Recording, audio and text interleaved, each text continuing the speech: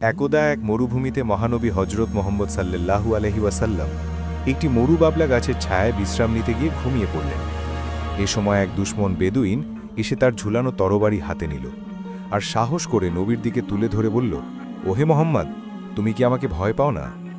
মহানবী নির্ভীক কণ্ঠে বললেন, না। বেদুইন আবারও বলল, তোমাকে আমার হাত থেকে কে রক্ষা করবে? তিনি শান্তভাবে বললেন, আল্লাহ। সে আবারও একই প্রশ্ন করল, তোমাকে আমার হাত হতে কে রক্ষা করবে?